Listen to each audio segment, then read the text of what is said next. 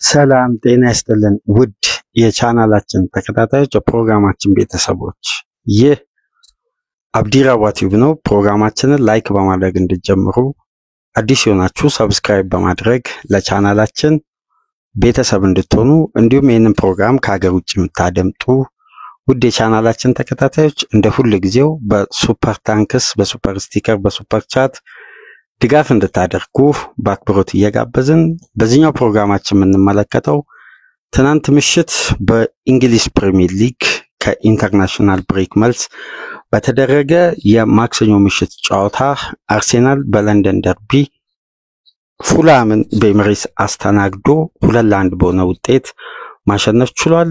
ከረፍት በፊት ሚካኤል ሜሪኖ ከረፍት በኋላ የአርሴናል ኮከብ ቡካዮ ሳካ ከ3 ወር በላይ በሃርምስትሪንግ ጉዳት ቆይቶ በተመለሰበት የመጀመሪያ ጨዋታ በ7 ደቂቃ ባልሞላ ጊዜ ውስጥ ኳስና መረብን ማገናኘት ችሏል።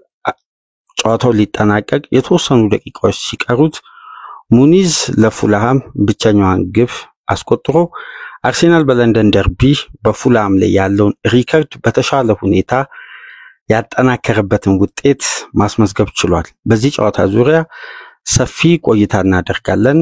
ፕሮግራማችንን በድጋሚ ላይክ አድርጉ፣ ተደራሽነቱ ከፍ እንዲል።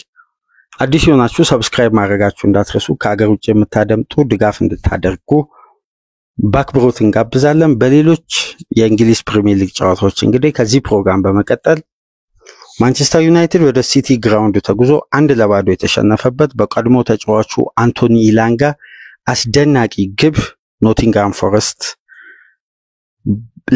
በታሪክ የመጀመሪያ ጊዜ በፕሪሚየር ሊግ እግር ኳስ ደግሞ ከ1991 በኋላ በደርሶ መልስ ጨዋታ ከማንቸስተር ዩናይትድ 6 ነጥብ የተቀበለበትን እንዲሁም ዛሬ የሚደረገው ተጠባቂውን የመርሲሳይድ ደርቢ ይዘላችሁ እንመጣለን። ይሄ ፕሮግራም ግን በስፋት ትኩረት የሚያደርገው የአርሴናልን ድል፣ የቡካዮ ሳካ መመለስ፣ የጋብሪኤል ማጋሌሽ እና የጁሪየን ቲምበር ጉዳት የዛሬ ሳምንት ከ7 ቀን በኋላ የመጀመሪያ ዙር የጥሎ ማለፍ ጨዋታ በኤምሬትስ ሪያል ማድሪድን በቻምፒየንስ ሊግ ለሚያስተናግደው አርሴናል መልካም የሚባል ዜና አይደለም።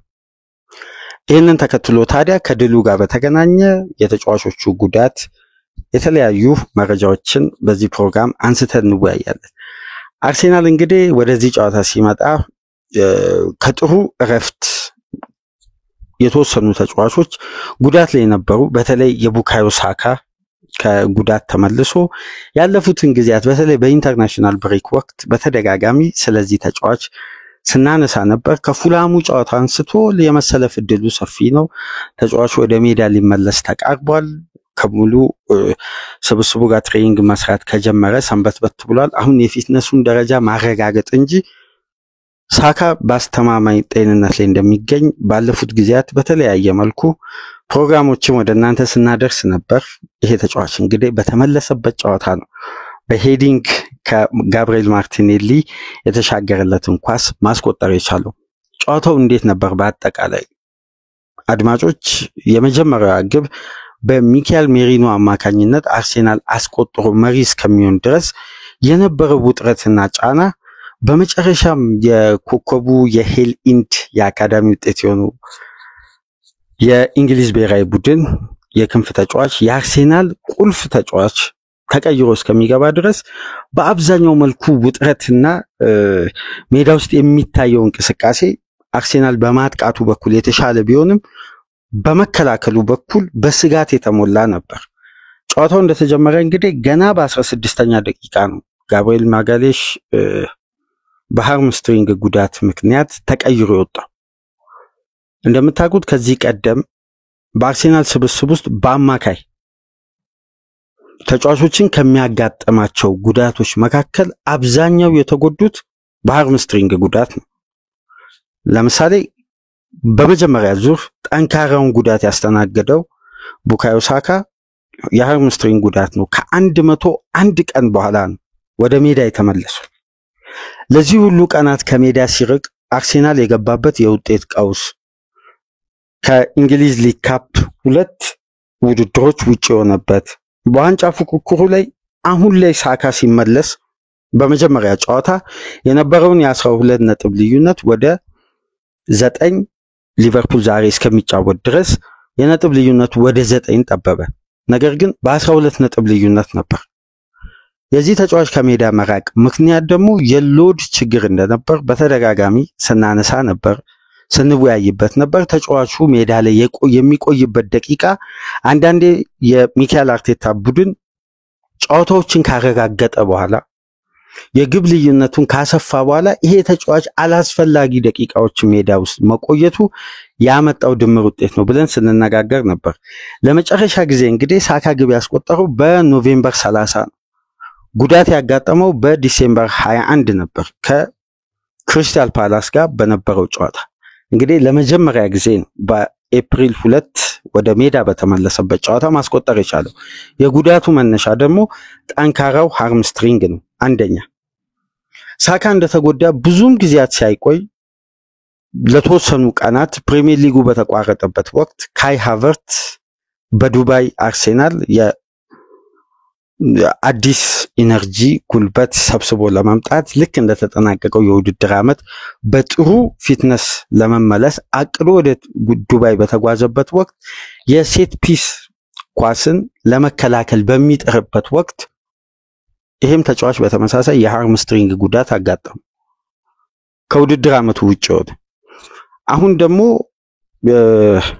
ከዛም በኋላ ይቅርታ ጋብሪኤል ማርቲኔሊ በተመሳሳይ ጠንካራው ማለት የነሳካ እና ሃቨርት ያክል ባይሆንም ከ4 እስከ 6 ሳምንት ከሜዳ የሚያረቀውን የሃርምስትሪንግ ጉዳት በተመሳሳይ ይሄ ብራዚላዊ አስተናገደ። ከሜዳ ርቆ ነው በቅርብ ጊዜያት ወደ ሜዳ የተመለሰው። ስለዚህ እዚህ ቡድን ላይ የሚስተዋለው ተመሳሳይ አይነት የጉዳት ሪከርድ አሁን ላይ ከፊት መስመር ተጫዋቾች ወደ ኋላ እየመጣ ነው። ጉዳቱን እንግዲህ 16ኛ ደቂቃ ላይ ጋብሪኤል አስተናግዶ በያኮቭ ኪቪዮር ተቀይሮ ወጥቷል። ጋብሪኤል ማጋሌሽን እንደምታውቁት በዘንድሮ የውድድር ዓመት አርሴናል እስካሁን ድረስ ተከታታይ ካደረጋቸው ጨዋታዎች ውስጥ 4 ጨዋታ ብቻ ነው ተጫዋቹ በጉዳት ምክንያት ያመለጠው። የቀሩትን ጨዋታዎች በአብዛኛው ቋሚ ሆኖ በመጀመር የአርሴናል የኋላ መስመር ጥንካሬ አንዱ ማሳያ ነው። በመከላከል ብቻ ሳይሆን ቡድኑ ከቆሙ ኳሶች ግብ ሲያስቆጥር በዋነኝነት ታርጌት አድርጎ ሲሰራ የከረመው ይሄ ተጫዋች በሚያገኛቸው እድሎችና ስፔሶች የሚያስቆጥርበትን መንገድ በሳካ በላኛው የሜዳ ክፍል በታችኛው የሜዳ ክፍል ደግሞ በደክላን ራይስ በሚሻገሩ ኳሶች አስደናቂ የማሸነፊያ ግቦችንም ጨምሮ አርሴናልን ከሽንፈት ያወጡ ትላልቅ ግቦችን ሲያስቆጥር እንመለከታለን። በለንደን ደርቢ እንዲሁም ኢቲሃድ ስቴዲየም ላይ የተለያዩ ጨዋታዎች ላይ የጋብሪኤል ግብ የማሸነፊያም ግብ ነበርና ይሄ ተጫዋች በአርሴናል ምን ያክል አስፈላጊና ወሳኝ እንደሆነ ያለፉትን 2 የውድድር ዓመት በግልጽ ያሳየ፣ በአሁን ሰዓት ደግሞ በፕሪሚየር ሊጉ ከሚገኙ ተከላካዮች ውስጥ መካከል አንዱ ምርጡ ተከላካይ ነውና በመጨረሻም 16ኛ ደቂቃ ላይ የሃርምስትሪንግ ጉዳት አስተናግዶ ነው ተቀይሮ የወጣው። ይሄንን ተከትሎ እንግዲህ ከጨዋታው በኋላ ሚካኤል አርቴታ በተጫዋቹ ጉዳት ዙሪያ የሰጠው አንድ አስተያየት ነበር። ጥሩ ምልክት አይደለም፣ ነገር ግን የተሻለ ምርመራ በነገው ዕለት ማለት ዛሬ ረቡዕ ምርመራ ይደረግላቸዋል፣ ነገር ግን ጥሩ ምልክት አልታየም፣ የጉዳቱ መጠን አልተለየም፣ ነገር ግን እስካሁን ባለው ግን መልካም ኮንዲሽን ላይ አይደለም የሚገኙት፣ ጥሩ ሁኔታ አይደለም በተጫዋቾቹ ጉዳት ላይ የሚስተዋለው የሚል አስተያየት ሰጠ። ጋብሪኤል የተቀየረው 16ኛ ደቂቃ ነው። ብዙም ደቂቃ ሳይጫወቱ ነው። በተመሳሳይ ቲምበር ከራውል ሂሜኔዝ ጋር በአንድ ለአንድ ግንኙነት የራውል ሂሜኔዝ እንቅስቃሴ ወደ ጉልበቱ አካባቢ ግጭት አጋጥሞት ቲምበርም የተወሰኑ ደቂቃዎችን ቁጭ ብሎ የሕክምና እርዳታ ተደርጎለት ከረፍት በኋላ ተጫዋቹ መቀጠል አልቻለም፣ ተቀይሮ ወጣ። ነገር ግን ጉልበቱ ላይ አይደለም፣ ወደ ጉልበቱ አካባቢ ነው፣ ጉልበቱን ግን አይደለም ብሎ ሚካኤል አርቴታ ከጨዋታው በኋላ መግለጫ ሰጥቷል። ነገር ግን የቲምበርም ጉዳት ጥሩ ምልክት አልታየበትም፣ ነገር ግን የተሻለ ምርመራ ያስፈልገዋል ብሎ ሚካኤል አርቴታ አስተያየት ሰጥቷል። በዚህም ወቅት ደግሞ ሪካርዶ ካሊፊዮሪም በጉዳት ምክንያት ለተወሰኑ ሳምንታት ከሜዳ ይርቃል። አሁንም ቶሚያሱ እስካሁን ድረስ አላገገመምና ምናልባት ይሄ ለአርሴናል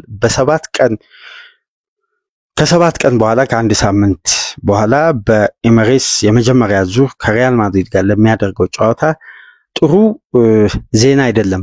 ከዚህ ጨዋታ በበጎ የማይነሳው ጉዳይ የነዚህ የሁለት ተጫዋቾች ጉዳት ነው።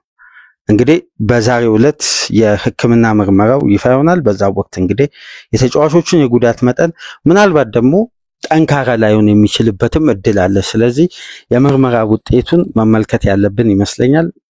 ነገር ግን የጋብሪኤል ማጋሌሽ ሃርምስትሪንግ መሆኑ ምናልባት የሱ ጉዳት ሊጠነክር ይችላል ከጁሪየን ቲምበር ይልቅ። ነገር ግን አንድ ነጥብ ለማንሳት ያክል በኢንተርናሽናል ብሬክ ወቅት ቲምበር ሁለቱንም የኔዘርላንድ ጨዋታ በህመም ምክንያት ሳያደርግ ነበር የመጣው። መጠነኛ የፊትነስ ችግር ነበር፣ ህመምም ነበር። ይሄን ጉዳይ ደግሞ ሮናልድ ኩመን በሁለቱም ጨዋታዎች ከስፔን ጋር በደርሶ መልስ ያደረጉት ጨዋታ ወቅት ከጋዜጠኞች ጥያቄ ቀርቦላቸው ይሄን አስተያየት አስቀምጠው ነበር። ሚካኤል አርቴታ አንዳንዴ ሪስክ ያለውን ውሳኔ በተጫዋቾች ይሄ ከጉዳት ከተመለሱ በኋላ በአንዴ ወደ ምርጥ 11 አስገብቶ የመሞከር ሪስኮችን የመውሰድ የተወሰኑ ድፍረት የተቀላቀለበት አይነት ውሳኔ ያስተላልፋል እና ምናልባት ቲምበር በናሽናል ቲም ያለመጫወቱ ጉዳይ በሚካኤል አርቴታ ስብስብ ውስጥም ጥንቃቄ ሊወሰድበት ይገባ ነበር። ነገር ግን ተጫዋቹም ተጎድቶ ወጥቷል እና እነዚህ ደቂቃዎች የጨዋታው የመጀመሪያ ክፍለ ጊዜ የመጀመሪያ በተለይ 30 ደቂቃ አርሴናል የተሻለ የማጥቃት እንቅስቃሴ ቢያሳይም ውጥረት የተሞላበት ነበር። እያንዳንዱ እንቅስቃሴ በተለይ የፉላም መልሶ ማጥቃት በመጨረሻ ሶስተኛ የሜዳ ክፍል ላይ ውጤታማ ያልሆነ እንቅስቃሴ ቢኖርም በአንዳንድ የአንድ ለአንድ ግንኙነቶች ላይ አግሬሲቭ የሆኑበት መንገድ በይበልጥ የአርሴናል ተጫዋቾችን ለአደጋ እንዳይዳርግ የተሰጋ እንቅስቃሴ ነበር። እንግዲህ በዘንድሮ የውድድር ዓመት ካየናቸው አስደናቂ ውሳኔዎችና ያልተጠበቀ እንቅስቃሴ መካከል የስፔናዊ ሚካኤል ሜሪኖ ነው። ይሄ ተጫዋች እንግዲህ የኢመርጀንሲ ስትራይከር እያሉት ነው። በቃ የአደጋ ጊዜ አጥቂ ነው። ሁሉም ተጫዋቾች የፊት መስመር ተጫዋቾች በአርሴናል በኩል ላለፉት ጊዜያት ከሜዳ ሲርቁ ሚካኤል አርቴታ የመጨረሻ አማራጭ የነበረው ከዛ ከግራ 8 ቁጥር ቦታ በማንሳት በሐሰተኛ 9 ቁጥር ፖዚሽን እንዲጫወት ኃላፊነት የሰጠው ሚካኤል ሜሪኖ አርሴናልን 37ኛ ደቂቃ ላይ ቀዳሚ ያደረገችዋን ግብ ማስቆጠር ቻለ። ይሄ ተጫዋች እንደምታውቁት ከኢንተርናሽናል ብሬክ ቀደም ብሎ አርሴናል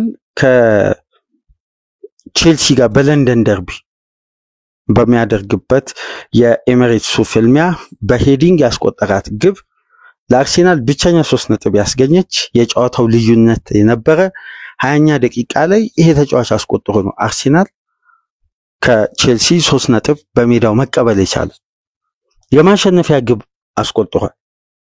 ከዛም በኋላ ተጫዋቹ እንደገና በስፔን እና ኔዘርላንድ ባደረጉት በፌኖርድ ስቴዲየም የተደረገው በኢንተርናሽናል ብሬክ ወቅት ስፔንን ከሽንፈት ያዳነ ሁለተኛውን ዙር በተለየ ንቃት የስፔን ብሔራዊ ቡድን እንዲያደርግ ያስቻለችዋን የአቻነት ግብ አስቆጠረ። ተቀይሮ በገባ በ4 ደቂቃ ልዩነት። አሁን ከኢንተርናሽናል ብሬክ መልስ ደግሞ አርሴናል ከረፍት በፊት የነበሩ የመጀመሪያ 30 ደቂቃ ጫና ውጥረት ቡድን ውስጥ የተለያዩ ተጫዋቾች ቲምበር እና ጋብሪኤል ሁለት በዘንድሮ የውድድር ዓመት የአርሴናል ወሳኝ ተከላካዮች በህመም ምክንያት ሜዳ ላይ ወድቀው አንዱ ተቀይሮ ሲወጣ አንዱ በጥሩ ፊሊንግ የመጀመሪያውን 45 ማጠናቀቅ ከብዶት ሲስተዋል እንዲህ አይነት ውጥረት ውስጥ ላለ ቡድን የሜሪኖ አይነት ግብ ደግሞ አብዛኛውን ሜዳ ውስጥ ያለውን ውጥረት በአንድ የሚቀይር ቡድኑ ወደ አዲስ ተነሳሽነት የሚመልስ እንቅስቃሴ ነበርና ተጫዋቹ ያሳየው በቀኝ እግሩ ነው ማስቆጠር የቻለው። ሜሪኖ እንግዲህ ከኢታን ንዋኔሪ ከትባክ የተደረገችዋን ኳስ ነው ማስቆጠር የቻለው።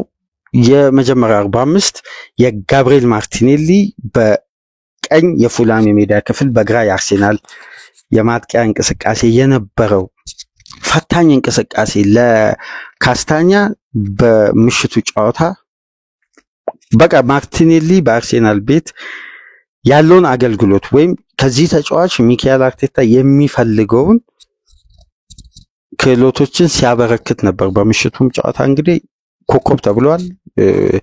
ለሳካ ግብ የሆነ ኳስ አመቻችቶ አቀብሏል። ራሱ ያስቆጠራትም ግብ በኦፍሳይድ ተሽራለች። በጥሩ ሻርፕ የሆነ እንቅስቃሴ ይሄ ከብሔራዊ ቡድኑ ውጪ መሆኑ ተጫዋቹ በጥሩ መልኩ ያለፉትን 16 ቀናት በተለየ 17 ቀናት ተዘጋጅቶ ከኢንተርናሽናል ብሬክ በኋላ ለሚኖረው ፉክክር ራሱ ምን ያክል እንዳጎለበተ ያየንበት ነው።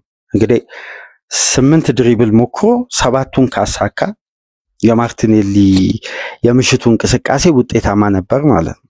ይሄ ተጫዋች በአንድ ለአንድ ግንኙነት ኳሶችን ሲያሸንፍ በጨዋታው ደግሞ በርካታ አደጋዎችን የሚፈጥሩ ጠንካራ እንቅስቃሴዎችን ሲያደርግ ለቡድኑ በአጠቃላይ ወሳኝ ሚና ሲጫወት ነበር እና ማርቲኔሊም ከረፍት በፊት የሱ ኳሶች ለፉላም ተጫዋቾች አደጋ የነበረ በተደጋጋሚ ማይነስ የሚያደርጋቸው ኳሶች ምናልባት አርሴናል ቢያንስ በሃቨርት ኳሊቲ በምሽቱ ጨዋታ ቢኖር ከረፍት በፊት ከአንድ በላይ ግን ማስቆጠር ይችላል። እንደ ማርቲኔሊ ወደ ቦክስ የተሻገሩ ኳሶችን አድቫንቴጆችን ለመፍጠር በተደረገው ጥረትና በአጠቃላይ ከረፍት በፊት የነበረው የአርሴናል የማጥቃት እንቅስቃሴ በመጀመሪያ 30 ደቂቃ ከነበረው ውጥረት በሚካኤል ሜሪኖ ግብ በአንዴ ነው የጨዋታው ሞመንት ሺፍት ማድረግ የቻለው። ኢታን ንዋኔሪም ከረፍት በፊት ጥሩ የሚባል እንቅስቃሴ በዛኛው የሜዳ ክፍል ሲያደርግ ነበር። አርሴናል የመጀመሪያ 45ን መሪ ሆኖ ነው ጨዋታውን ማጠናቀቅ የቻለው። በሁለተኛው 45 እንግዲህ እንደምታውቁት በኢታን ንዋኔሪ 66ኛ ደቂቃ ላይ ነው ቡካዮ ሳካ ተቀይሮ የገባው። በቀጥታ እሱ የገባበትን ደቂቃ ከነሰከንዱ ብንመለከት ደግሞ በጣም የሚያስገርም ነው። የሳካ ሪከርድ በአርሴናል ቤት ከጊዜ ወደ ጊዜ ከፍ እያለ ነው። ተጫዋቹ እንግዲህ 65 ደቂቃ ከ36 ሰከንድ ነው ወደ ሜዳ የገባው። በነዛ እንቅስቃሴዎች ውስጥ ግቧን እስከሚያስቆጥር ድረስ አንድ ኳስ ነበር ከተጫዋቹ እግር የወጣች በእንቅስቃሴ የተበላሸች። በነዛ እንቅስቃሴዎች ውስጥ በ7 ደቂቃ ልዩነት ተጫዋቹ ግብን እስከሚያስቆጥር ድረስ ወደ ተጋጣሚ የመጫወቻ ክልል ውስጥ 2 አደጋ የሚፈጥሩ ክሮሶችን ማድረግ ችሏል። የመጀመሪያ ግቡን አላስቆጠረም። በኖቬምበር 30 ነው ለመጨረሻ ጊዜ ተጫዋቹ ግብ ማስቆጠር የቻለው።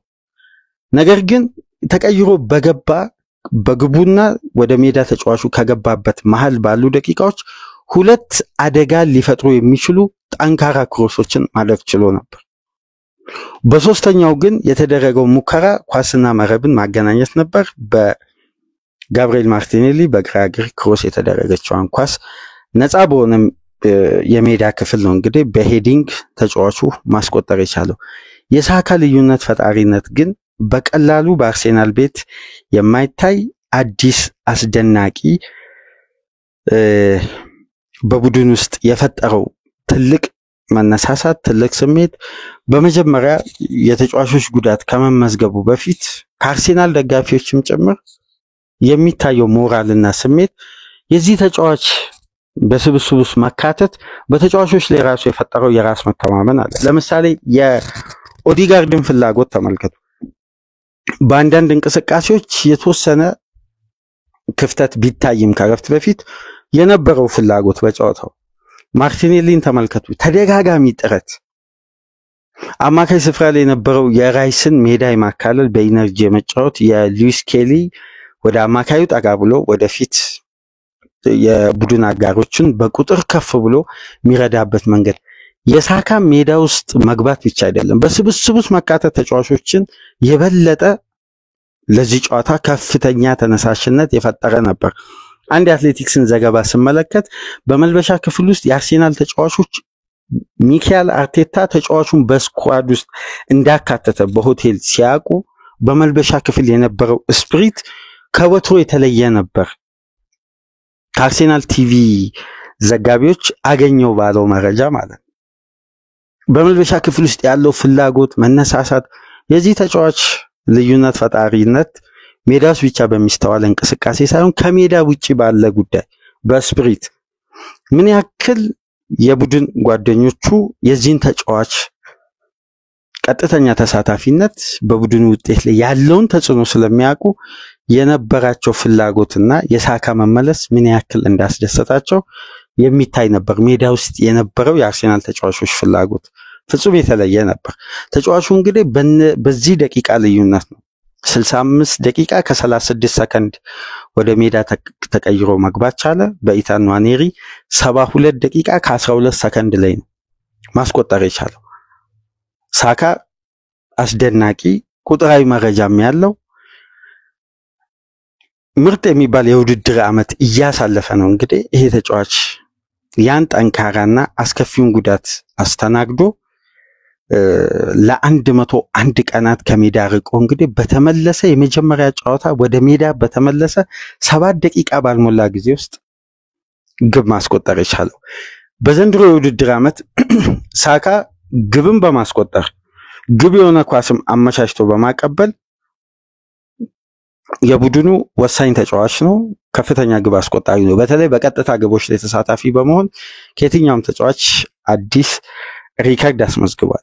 ለምሳሌ ሳካ በተከታታይ ላለፉት 3 የውድድር ዓመት 10 እና ከዛ በላይ አሲስቶችን በማድረግ 10 እና ከዛ በላይ ግብ በማስቆጠር አርሴናል ከ2014-15 ከ2016-17 የውድድር ዓመት ከአሌክሲስ ሳንቼስ በኋላ ለመጀመሪያ ጊዜ ለ3 ተከታታይ የውድድር ዓመት 10 እና ከዛ በላይ ግብን በማስቆጠር ግብ የሆነ ኳስ አመቻችቶ በማቀበል ቀጥተኛ ተሳታፊ የሆነ ብቸኛ ተጫዋች ሆነ።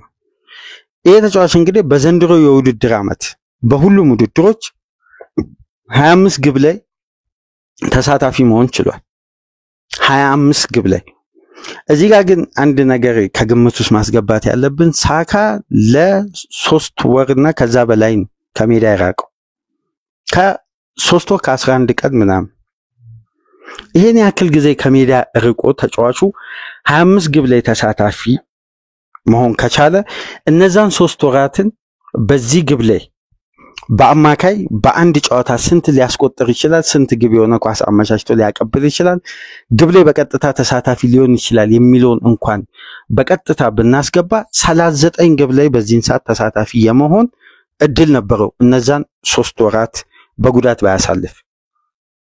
ስለዚህ የሳካ ተጨማሪ 14 ግቦች ያ ተጫዋቹ በጉዳት ምክንያት የራቀበት ወራት ውስጥ በአሁን ላይ በሚገኘው በአጠቃላይ በሁሉም ውድድሮች ግብ ማስቆጠሩ ግብ የሆነ ኳስ አመቻችቶ ባቀበለበት ስኬልና ሬት ቢሰላ አርሴናል አሁን ላይ ያለውን የነጥብ ልዩነት በ1 ነጥብ ነበር ከሊቨርፑል የሚበለጠው በፕሪሚየር ሊግ። ይሄ ትልቅ የኦፕታ ስታቲክስ ነው። ይሄ ማለት ተጫዋቹ ከመጎዳቱ በፊት ባደረገው ቀጥተኛ ተሳትፎ በቡድኑ ውጤት ላይ ምን ያክል ተጽዕኖ እንደፈጠረ 1 ነጥብ ልዩነት ነበር በሊቨርፑልና በአርሴናል መካከል የሚኖሩ። ስለዚህ የሳካ መጎዳት በአርሴናል ውጤት ላይ 100% ቀጥተኛ ተጽዕኖ ነበረው ብዬ ባለፈው ሳምንት ከቀናት በፊት ከ4-5 ቀን በፊት በሰራው ፕሮግራም አንዳንድ ኮሜንቶች ተሰጥተውኝ ነበርና ሳካ ብቻ ምክንያት አይደለም፣ እሱ ተገቢ ነው የሚያስማማን በተለይ የአርቴታን ታክቲክ ምናም ጠለቅ ብለን ስንዘረዝር ነው። ነገር ግን ጠቅላላ አድርገን የዚህን ተጫዋች ተጽዕኖ ብቻ ነጥለን ካወጣን የዚህን ያክል ልዩነት ፈጣሪ ነው። 39 ግብ ላይ ቀጥተኛ ተሳታፊ መሆን የሚችልባቸውን ጊዜያቶች ናቸው በጉዳት ያሳለፈው። እሱ ብቻ ሳይሆን በአርሴናል ውጤት ላይ ያለው ተጽዕኖ የዚህን ያክል ከፍ ያለ ነው። ስለዚህ አርሴናል ማግኘት ከሚገባው 9 ነጥብ ውስጥ 8ቱን አሳክቶ ቡድኑ በ1 ነጥብ ልዩነት ነበር በዚህም ወቅት ከሊቨርፑል ጋር የዋንጫ ፍክክሩ ላይ የሚቆየው ሳካ ቢኖር የ1 ነጥብ ልዩነት። ስለዚህ አርሴናል 8 ነጥብ ሳካን በማጣቱ ምክንያት ከዋንጫ ወደ ኋላ እንዲቀር ምክንያት ሆኗል ማለት ነው። ተደጋጋሚ ያቻ ውጤቶች ለምሳሌ ቡድኑ በ3 ጨዋታ 1 ግብ ነበር ያስቆጠረው ከዌስትሃም ጋር ከኖቲንጋም ፎረስት ተከታታይ ጨዋታዎች እነዛ ጨዋታዎች ደግሞ በልዩነት አርሴናል በእጅጉ ቡካዮ ሳካን የሚፈልግበት ጨዋታ ነበር። ለዚህ ነው በሳካ ጉዳት አርሴናል የሚያጣው ግብ ማስቆጠር ወይም ቀጥተኛ ግብ ላይ ተሳታፊ መሆን የቡድኑ ቤስት ሹተር ስለሆነ ቤስት ክሬተር ስለሆነ ቤስት አሲስት ቤስት ጎል ሁሉም የማጥቃት እንቅስቃሴ የቡድኑ ኳሊቲ መለያ ስለሆነ ብቻ አይደለም በአርሴናል ውጤት ላይ ያለው ተጽዕኖ ከፍተኛ ነው። ለምሳሌ በዚህ ስኬልና በዚህ ሬት የኦፕታን ስታቲክስ ሌላ ብንመለከት አርሴናል ለምሳሌ በአማካይ በዚህ ወቅት ሳካ ሳይመለስ በፊት በነዛ 3 ወራት ውስጥ በአማካይ በጨዋታው በሜዳውም ከሜዳውም ውጪ የሚያስቆጥረው የግብ ብዛት ከነበረው የቡድኑ 2.1 በቀጥታ 1.5 ነው። ያ ከላይ ያለውን 0.6 እንኳን ወደ ግብ ብንመነዝረው በቀጥታ የሳካ ግብ የሆነ ኳስ ግብ የሆነ አሲስት 14 ኳሶችን ነው በድጋሚ የምናገኘው። 14 ግብ ላይ ቀጥተኛ ተሳታፊ ይሆናል ያልነው አሁን ላይ ሳካ ቢኖር ብለን ቀደም ብዬ ነገርኳችሁ ማለት ነው። በቀጥታ ቡድኑ በሚያስቆጥረው ግብ ላይ እንኳን የዚህን ያክል ሬት ልዩነት ፈጣሪ ነበርና ሳካ መመለሱ በአርሴናል ውጤት ላይ በቀጣይ ቡድኑ ከሜዳ ውጪ ቅዳሜ በጊዜ 8 ተኩል በመርሲሳይድ ከኤቨርተን ጋር የሚያደርገው ጨዋታ ይጠበቃል። እንዲሁም የዛሬ ሳምንት ትልቁና ተጠባቂው ወሳኙ ፍልሚያ በኤምሬትስ ኃያሉን ሪያል ማድሪድ ያስተናግዳል። አሁን ጥሩ የማሟሟቂያ ደቂቃ አግኝቷል። ቀሪ ተጫዋቹ 25 ደቂቃዎችን ሜዳ ላይ ቆይቷል። ከተጨማሪ 6 ደቂቃ ጋር 31 ደቂቃ ሜዳ ውስጥ ቆይቷል። አይታችሁ እንደሆነ የፊትነስ ሌቭሉ እንደ ከሃምስትሪንግ ጉዳት እንደመጣ ተጫዋች አይደለም።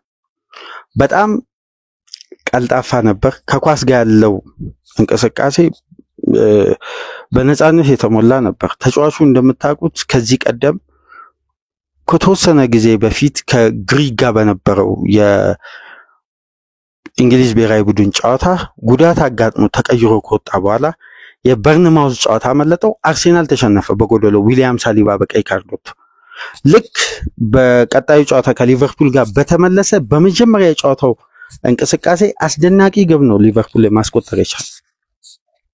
ስለዚህ የሳካ ተጽዕኖ እንዲሁ በአርሴናል ቤት በሰሞኑ በተለይ አንዳንድ ትችቶችን ስላነበብኩ ነው በኮሜንት መስጫው ላይ እና ሳካ ብቻ አትበል የሚል አስተያየት ስለተሰጠኝ ነው። የዚህን ያክል የተጫዋቹ ተጽዕኖ ከፍተኛ። ለምሳሌ ለዛሬው ጨዋታ ሳካ ባይደርስ የአርሴናል ውጤት የሚሆነው 1-1 ነው።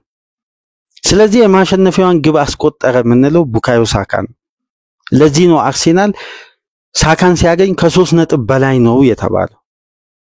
ልዩነት ፈጣሪ ተጫዋች ስለሆነ በቡድኑ ውጤት ላይ ቀጥተኛ ተጽዕኖ መፍጠር ስለሚችልና ይሄ ሱፐርስታር እንግዲህ መመለሱ ለሚካኤል አርቴታ ትልቅ ዕዳ ትልቅ ጭንቅ የሚቀንስ ቡድኑ ከገባበት የውጤት ማጣት ነቅሎ ፈንቅሎ ማውጣት የሚችል አቅም ያለው ከእድሜው በላይ ትላልቅ ኃላፊነቶችን የተሸከመ አስደናቂ ተጫዋች ነው። ከእድሜው በላይ ምክንያቱም ሳካ የትናንት ምሽቱ ጨዋታ 252ኛ ጨዋታው ለአርሴናል በ23 ዓመቱ ይሄን ያክል ጨዋታ አድርጓል ለዚህ ቡድን። ከዚህ ቀደም ሴስ ፋብሪጋዝ ብቻ ነው በቡድኑ ሪካርድ በሆነ በርካታ ጨዋታዎችን ማድረግ የቻለው በ22 ዓመቱ ከ261 ጨዋታ በላይ መጫወት የቻለው። ምክንያቱም ፋብሪ ከፍተኛ እድል ያገኘው በአርሴን ቬንገር አማካኝነት ነው። ምክንያቱም ደግሞ ቬንገር በወጣቶች ስለሚያምኑ 100% በወጣቶች ላይ እምነት አላቸው። በሄሊን አካዳሚ አብዛኛውን ትኩረታቸው ወጣቶች ላይ ነው። ስለዚህ ፋብሪ የመጫወቻ ደቂቃ በርካታ ደቂቃዎችን ሜዳ ላይ አግኝቷል። ዘመናዊ እግር ኳስ ደግሞ ከአካዳሚ ተጫዋቾች ይልቅ ግዢ ላይ የሚያተኩር ነው። ሳካ በእነዚህ ሁኔታ ውስጥ ነው ነጥቦ ራሱን የቡድኑ ወሳኝ ተጫዋች ማድረግ የቻለው። ግባንም ካስቆጠረ በኋላ አይታችሁ እንደሆነ የቡድኑ የፊዚካል ፐርፎርማንስ ኮች ሆኖን ሳይመን ዊልሰንን ነው ሮጦ በመሄድ ያቀፈውና ያለፉትን ጊዜያት ከዚህ የፊትነስ አሰሪ ጋር ነበር ሳካ ረጅሙን ጊዜ የቆየው። በተለይ ከዱባይ አንስቶ ተጫዋቹ በጂም በሳር ላይ በነበረው ትሬኒንግ እያንዳንዱን ሂደት እየተከታተለ የተጫዋቹ ፊትነስ በዚህ ደረጃ አስተማማኝነቱን እስከሚያገኝ ድረስ ሳካን በጥሩ አካል ብቃት በጥሩ ጤንነት ከዛ ጠንካራ ጉዳትና ከባድ ሰርጀሪ አገግሞ ቡድኑ በእንዲህ መልኩ በራስ መተማመኑ ከፍ እንዲል ካስቻሉ ከበስተጀርባ ካሉ ግለሰቦች መካከል አንዱ ሳይመን ዊልሰን ነው። የቡድኑ የአካል ብቃት የጤንነት ለአንድ ጨዋታ በሙሉ ጤንነት በሙሉ ፊትነስ ተጫዋቾች ብቁ እንዲሆኑ እያንዳንዱን ስቴጅ የሚከታተል የብቃት መለኪያ አሰልጣኝ ነው። እንግዲህ በቀጥታ ሳካ ተጫዋቹ ጋር እዚህ ባለሙያ ላይ እዚህ ኮቺንግ ስታፍ ጋር በመሄድ ደስታውን የገለጸው ነገር ግን ሚካኤል አርቴታ በዲሴምበር 2019 የአርሴናል አሰልጣኝ ሆኖ ከተሾመ በኋላ ሳካ ምን ያክል የዚህ ቡድን ቁልፍ ተጫዋች እንደሆነ ያለፉትን 5 የውድድር ዓመት የሚካኤል አርቴታ የአርሴናል ቤት ቆይታ የቡካዮ ሳካ ተጽዕኖ በቡድኑ ውጤት ላይ አሰልጣኙ ራሱን በአርሴናል ቤት የተረጋጋ ቡድን ግንባታ እንዲያደርግ በውጤትም ቡድኑ በሚያስመዘግበው በየውድድር ዓመቱ ከፍተኛ ተፎካካሪነት እላስጨራሽ እንደ ማንቸስተር ሲቲን እኮ በዚህ ስብስብ 2 የውድድር ዓመት መቋቋም የቻለ ዋንጫ ባለማሳካቱ ብቻ ቡድኑ አንድ ነገር እንደሚጎለው እኮ ነው የተነሳው። ዋንጫ ለማሳካቱ ነው እንጂ በተለይ ሁለተኛው ውድድር ዓመት እኮ ከሲቲ በላይ ግብ አስቆጥሯል። ከሲቲ በላይ እድሎችን ፈጥሯል። የነዛ ደግሞ አብዛኛውን ድርሻ የሚወስደው የተጫዋች ነው። ለምሳሌ በተጠናቀቀው የውድድር ዓመት አርሴናል ላደረገው እያንዳንዱ የማጥቃት እንቅስቃሴ ውስጥ ቤስት ቻንስ ክሬተር ነው፣ ቢግ ቻንስ ክሬተር ነው።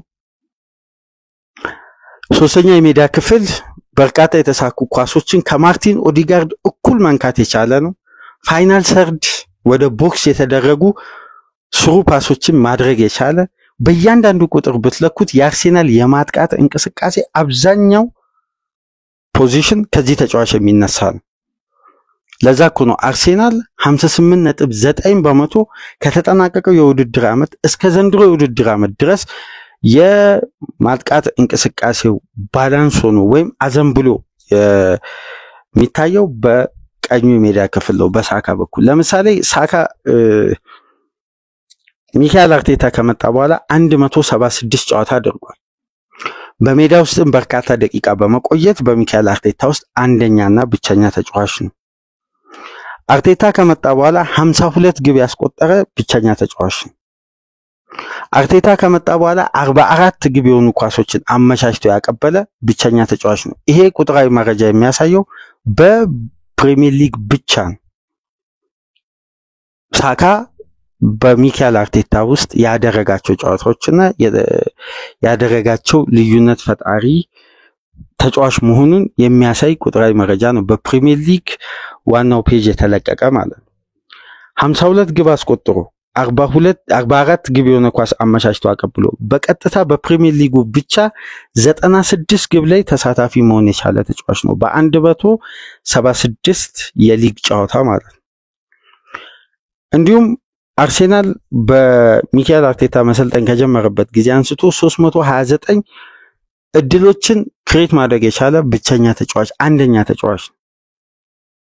ሚካኤል አርቴታ የአርሴናል አሰልጣኝ ሆኖ በዲሴምበር ወር ከተሾመበት ጊዜ አንስቶ 410 ሙከራዎችን ያደረገ ብቸኛ ተጫዋች ነው። ከዚህ ውስጥም በርካታ ኢላማቸውን የጠበቁ ሙከራዎችን ያደረገ ብቸኛ ተጫዋች ነው። ስለዚህ ሳካ ለአርሴናል ከአጥቂም በላይ ነው። አስተዋጽኦ ቀላል አይደለም። ለዚህ እኮ ነው የአርሴናል አጥቂዎችን በየውድድር ዓመቱ አብዛኛው ጋዜጠኛ የሚተቸው ከሳካ አቅም አንፃር ይሄ ተጫዋች ከሚያደርገው የማጥቃት እንቅስቃሴና ከሚፈጥራቸው እድሎች ቡድኑ የሚያስቆጥረው ኳስ ከተጫዋቹ አቅምና ስታንዳርድ ጋር ተመጣጣኝ የሆነ ተጣማሪ የለም ብለው ሁሌ የአርሴናል የፊት መስመር ተጫዋቾች ጄሱስን፣ ሃቨርትን፣ ትሮሳርድን፣ ማርቲኔሊ የሚተቹት የሳካ ስታንዳርድና የክሬት እድሎችን ክሬት የማድረግ አቅም የኦዲጋርድ በየውድድር ዓመቱ በወጥነት ለ38 ጨዋታ ሻርፕ ያለ መሆን ጉዳይ ይሄን ተጫዋች ተጋላጭ አድርጎታል። አርሴናል በከፍተኛ ሁኔታ ክፍተት እንዲታይበት ምክንያት የሆነው የነዚህ ተጫዋቾች ነጥሮ በልዩነት በቡድኑ ላይ ቀጥተኛ ተሳትፎ አለማድረግ ነው።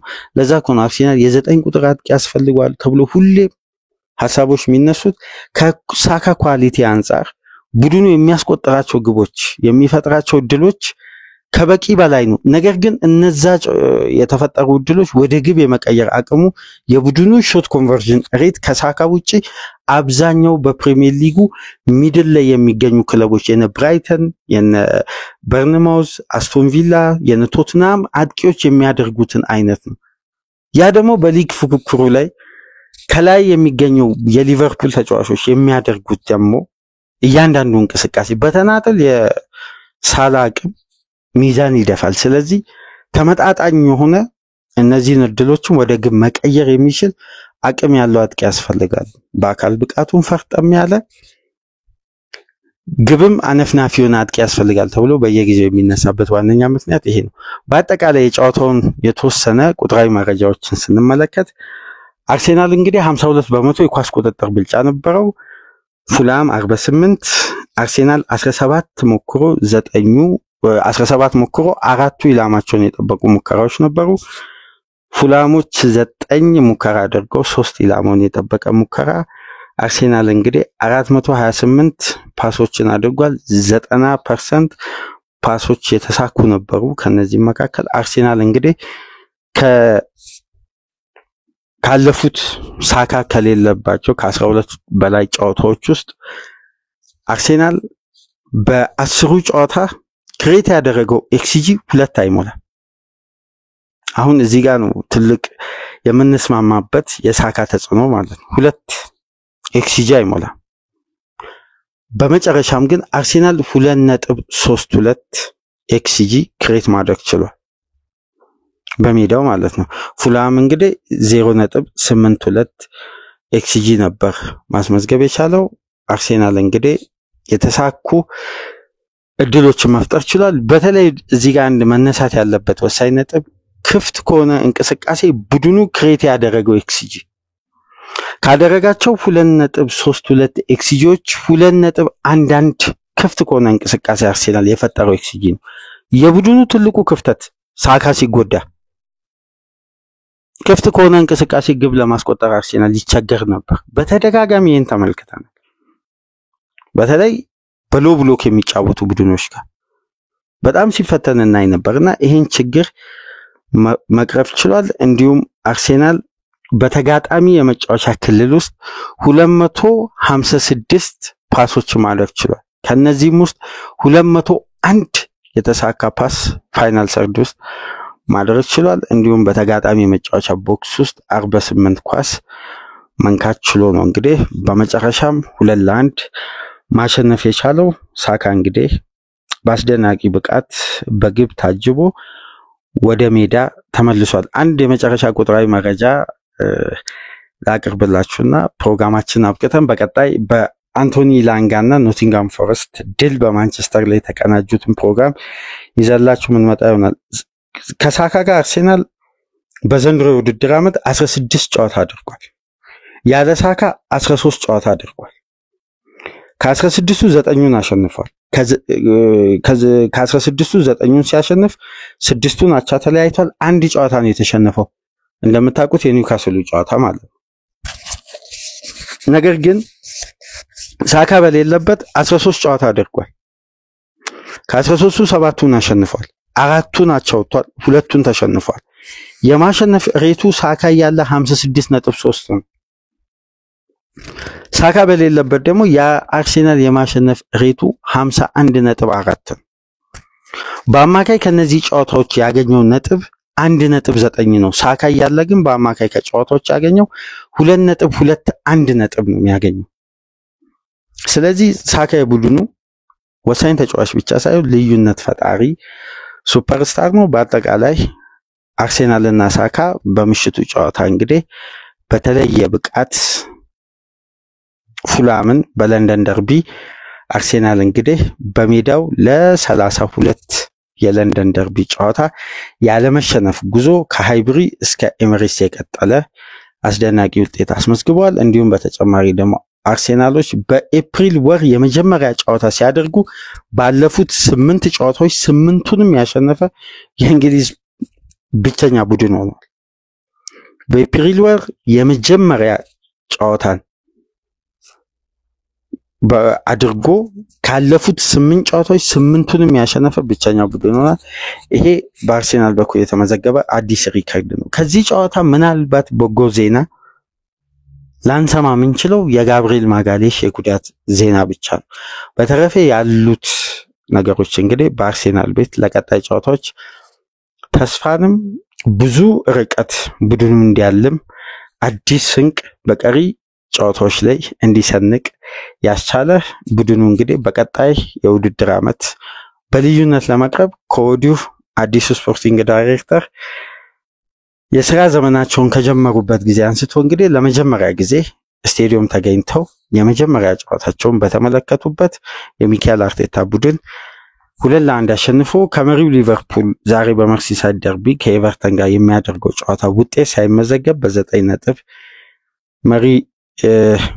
መሪው ሊቨርፑል እንግዲህ ይከተላል። ከ12 ነጥብ ወደ 9 ማጥበብ ችለዋል ማለት ነው። የቡካዮ ሳካ መመለስ፣ የአርሴናልን ድል፣ የተጫዋቾች ጉዳትን በእንዲህ መልኩ ተመለከትን። ፕሮግራማችንን ላይክ አድርጉ። አዲስ የሆናችሁ ሰብስክራይብ በማድረግ እንዲሁም ይህንን ፕሮግራም ከሀገር ውጭ የምታደምጡ በሱፐር ታንክስ በሱፐር ቻት ድጋፍ ታደርጉ ዘንድ በአክብሮት እየጋበዝን በአንቶኒ ላንጋና በኖቲንጋም ፎረስት የምሽቱ ማንቸስተር ዩናይትድን 1-0 በሲቲ ግራውንድ ያሸነፉበትን ጨዋታ ይዘላችሁ እንመጣለን። ሰላም ቆዩ።